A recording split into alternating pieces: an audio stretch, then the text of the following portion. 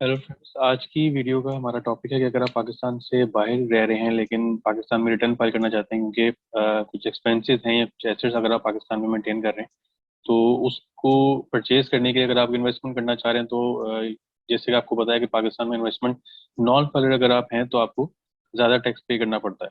तो टैक्स को रिड्यूस करने के लिए आपको पाकिस्तान में फाइलर बनना पड़ता है, लेकिन पाकिस्तान में इनकम अगर आप अर्न नहीं कर रहे, सारे आपको सोर्स ऑफ इनकम पाकिस्तान से बाहर है, तब भी आप पाकिस्तान में एक फॉर्म फिल करके रिटर्न फाइल करके फाइलर बन सकते हैं। तो उसके लिए आपको सिंपल क्या करना है, डिक्लेरेशन की टैब में जाना है और सेकंड कॉलम के अंदर ये आपको नजर आया non resident Pakistani origin person having no Pakistani source income. आपकी भी पाकिस्तानी सोर्स इनकम नहीं है और आप पाकिस्तान से बाहर रह रहे हैं तो आपने ये वाला फॉर्म फिल करना है। 2022 अभी हमारा करंट टैक्स ईयर चल रहा है जिसकी हम रिटर्न फाइलिंग कर रहे हैं। इसको सिलेक्ट करेंगे तो आपका ये फॉर्म ओपन हो गया। इसमें दो टैब्स आ रही हैं आपके पास, एक टैक्स चार्जेबल पेमेंट्स की आ रही है, सेकंड इज बिल स्टेटमेंट। अब ये फिल आउट करने से पहले आपको पता होना चाहिए कि आप रेजिडेंट और नॉन रेजिडेंट में क्या फ़र्क है, क्या आप इस कैटेगरी में फॉल करते हैं, क्या आपको स्टेटमेंट फाइल करने की ज़रूरत है। क्योंकि काफ़ी लोगों को ये नहीं पता होता कि वो पाकिस्तान से बाहर रह रहे हैं और कभी पाकिस्तान भी चक्कर लगता है तो वो उस साल में नॉन रेजिडेंट हैं या रेजिडेंट कंसिडर होंगे as per income tax law. तो सबसे पहले मैं आपको ये बता देता हूँ कि लॉ के अंदर क्या रूल्स हैं ये देखने के लिए कि आप एक रेजिडेंट पर्सन है या नॉन रेजिडेंट पर्सन है। तो सेक्शन 81 है जिसमें बताता है कि person shall be a resident person for a tax year if the person is resident individual.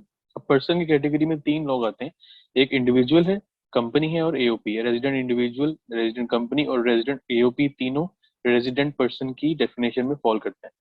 और द फेडरल गवर्नमेंट, अगर फेडरल गवर्नमेंट कोई कंपनी बना रही है, फेडरल गवर्नमेंट खुद से एक रेजिडेंट पर्सन कंसिडर होती है। और a person shall be a non resident person for a tax year if the person is a non resident person. अब ये सिंपल से इसने बात की है कि नॉन रेजिडेंट पर्सन वो होता है जो नॉन रेजिडेंट हो। तो हम देखते हैं कि रेजिडेंट इंडिविजुअल, क्योंकि पर्सन रेजिडेंट पर्सन कैटेगरी में तीन लोग उसने बताया कि इंडिविजुअल है, कंपनी और एओपी।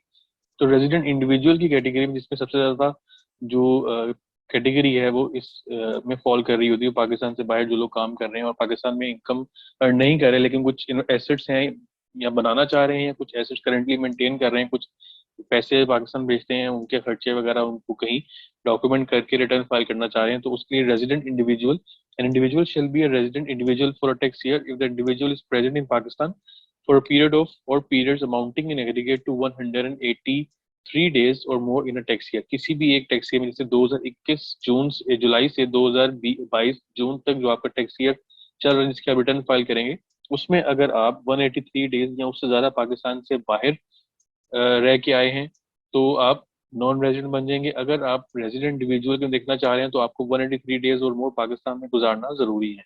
अगर आपने 182 डेज पाकिस्तान में गुजारे हैं तो आप रेजिडेंट इंडिविजुअल नहीं बनेंगे, नॉन रेजिडेंट होंगे। 183 डेज या उससे ज्यादा आपको पाकिस्तान में गुजारना जरूरी है to become a resident individual. अगर आप रेजिडेंट इंडिविजुअल होंगे तो फिर आप ये वाला फॉर्म फिल नहीं कर रहे होंगे क्योंकि ये नॉन रेजिडेंट के लिए है, ये रेजिडेंट के लिए नहीं है। रेजिडेंट के लिए सिंपल फॉर्म फिल कर रहे होंगे जो कि मेरी पिछली एक वीडियो में भी मैंने उस पर डिटेल में बताया, तो मैं उसका लिंक भी डिस्क्रिप्शन में ऐड कर दूंगा।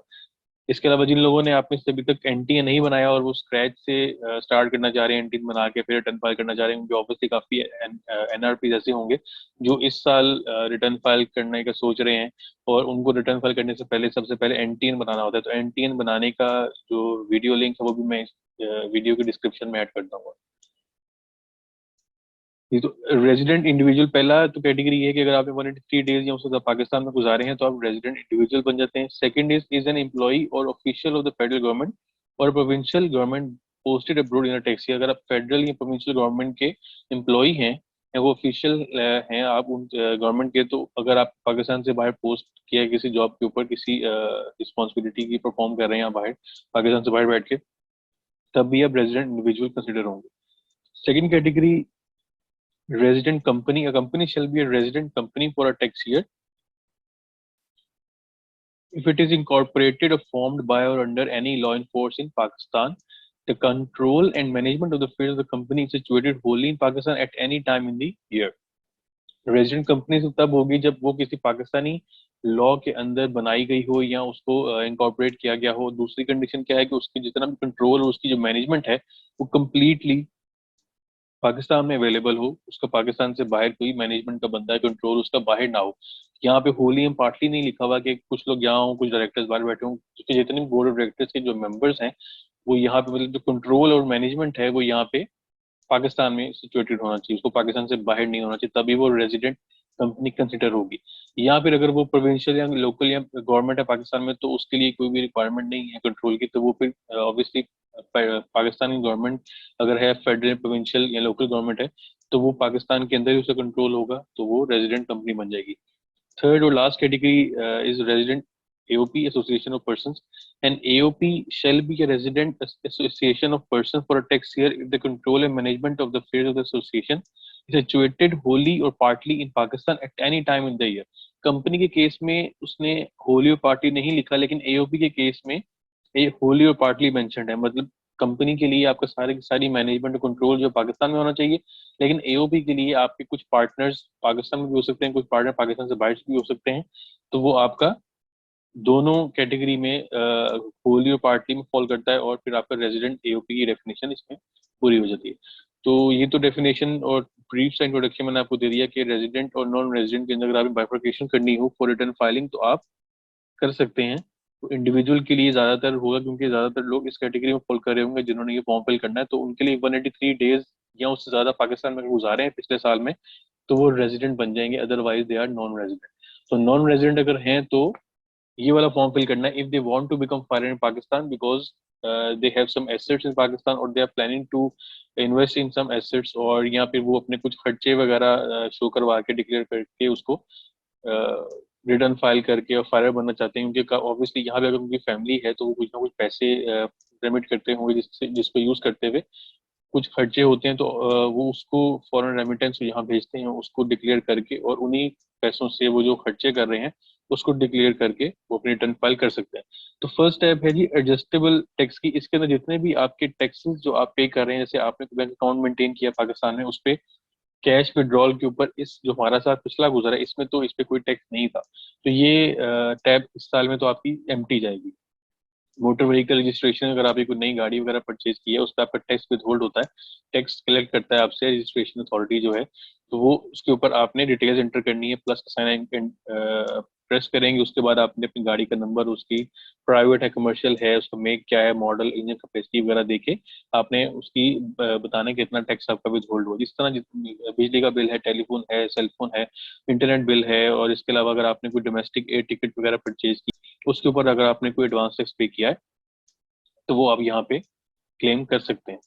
ट्रांसफर, आपने कोई प्रॉपर्टी वगैरह परचेज की है, ट्रांसफर की है, उसके ऊपर आप यहाँ पे जो टैक्स विद होल्ड हो रहा होगा वो आप यहाँ पे उसको शो करेंगे, और वो फिर जैसे मैं यहाँ पे कोई अमाउंट यहाँ एंटर करता हूँ 1 लाख, जैसे मैंने यहाँ पे एंटर कर दिया, तो वो जब कैलकुलेट आप करेंगे तो आपको रिफंडेबल में दिखा रहा है, रिफंडेबल इनकम टैक्स है, मतलब आप इसकी रिफंड की एप्लीकेशन भी फाइल कर सकते हैं। इस वीडियो के एंड में मैं आपको रिफंड के एप्लीकेशन के बारे में बता दूंगा कि आप वो बिल्कुल एक एक दो मिनट का एक है, तो वो वीडियो को आप एंड तक देखिएगा ताकि आपको रिफंड की एप्लीकेशन भी फाइल करने का तरीका आपको समझ में आ जाए।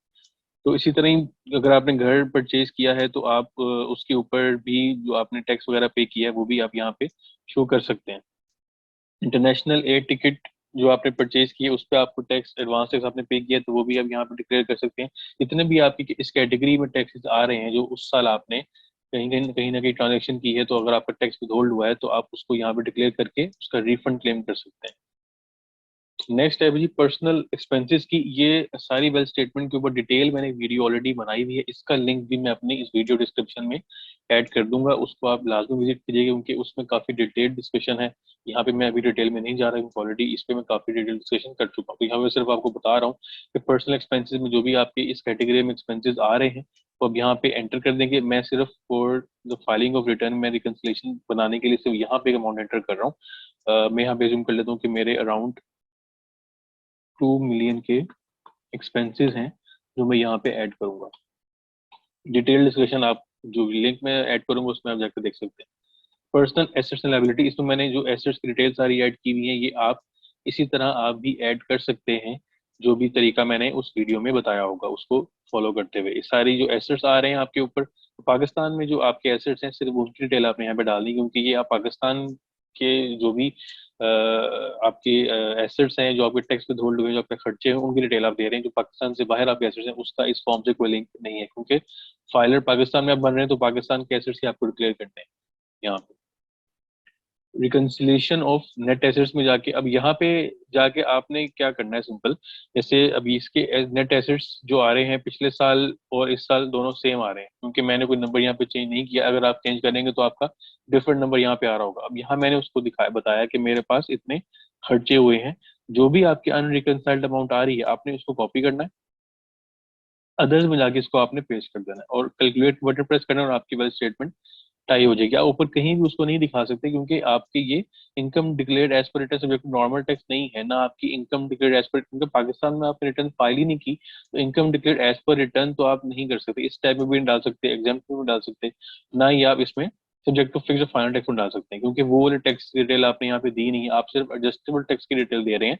इसके ऊपर आपने इनकम अर्निंग की, आपने कोई एसेट बनाया और आपने टैक्स पे किया। फॉरेन रेमिटेंस आपको रिसीव नहीं हुई, आपने अपनी फॉरेन रेमिटेंस दी है, तो आप अदर्स में जाके दिखा देंगे कि मुझे जो इनफ्लोज हैं वो मेरे फॉरेन सोर्स इनकम है। अब यहाँ पे कहीं फॉरेन सोर्स इनकम की टाइप नहीं आ रही, इस वजह से आप इसको अदर्स में डाल के रिकनसाइल करते हैं जी। तो ये टोटल तरीका था आपका। नॉन रेजिडेंट पाकिस्तानी होते हुए अगर आप पाकिस्तान में रिटर्न फाइल करके फाइलर बनना चाह रहे हैं, तो ये आपने टोटल दो टैब्स हैं ये टैक्स चार्जेबल पेमेंट्स में, एक टैब आ रही है, और वेल्थ स्टेटमेंट के अंदर तीन टैब्स आ रही हैं। इनको हमें फिल आउट करना है। इसमें से वेल्थ स्टेटमेंट के ऊपर डिटेल्ड काफी डिस्कशन है, उसके लिंक मैंने वीडियो के डिस्क्रिप्शन में ऐड कर दिया है, वो देख लीजिएगा। लास्ट कॉन्सेप्ट जो मैंने आपको बोला था कि मैं जो रिफंड अप्लाई अगर आप करना चाह रहे हैं तो वो किस तरह करेंगे। जैसे यहाँ पे हमारा अगर हम देखें तो रिफंड हमारा बना है 1 लाख रुपीज का। अब आप चाह रहे हैं कि इस 1 लाख रुपीज का आपने रिफंड अप्लाई करना है, तो आपने फॉर्म क्लोज करना है। आप जाएंगे यहाँ पे रिफंड में, और सबसे पहले आपको नजर आ रहा है application for refund of tax paid in excess. इस पे आप क्लिक करेंगे और आपका जो पीरियड है, जैसे हमारा 2022 का है जिसका हमें रिफंड अप्लाई करना है, इसको सिलेक्ट करेंगे। आगे से ही एक कंटेंट टैब ओपन होगी, इसके अंदर एक आपके पास ऑप्शन है कि आप कुछ भी यहाँ पे लिख सकते हैं अपनी मर्जी से। उसने ऑटोमेटिकली आपको एक टेम्पलेट ऐड करके दे दिया सिंपल एक ब्लैंक के साथ, कि यहाँ पे आप सिंपल अपनी अमाउंट लिखें और इसको सबमिट कर दें, तो आपकी रिफंड की जो एप्लीकेशन है वो इन प्रोसेस चली जाएगी अवियर के पास। तो an amount of rupees, amount of P के आर जो यहाँ पे लिखा है, इसके साथ इसके अंदर मैं लिख दूंगा पी के आर 100,000 है। तो 100,000 is refundable for the above tax year, please refund the same at the earliest regards.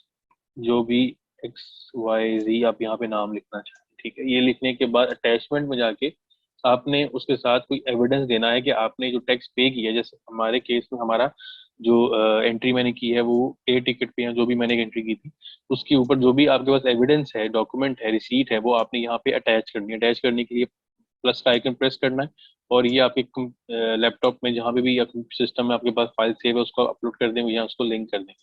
उसके बाद असाइनमेंट में जाके ये इसके ऊपर जो भी प्रोग्रेस होगी फर्दर, अगर कमिश्नर ने आपके कोई फर्दर एक्सप्लेनेशन मांगी तो यहाँ पे असाइनमेंट में नजर आएगा कि फर्दर एक्सप्लेनेशन वो आपसे मांग रहा है, उसका आप यहीं पे प्रिंट के साथ एक रिप्लाई का बटन आ जाएगा, उसका पे क्लिक करेंगे तो अपना रिप्लाई आप सबमिट कर देंगे।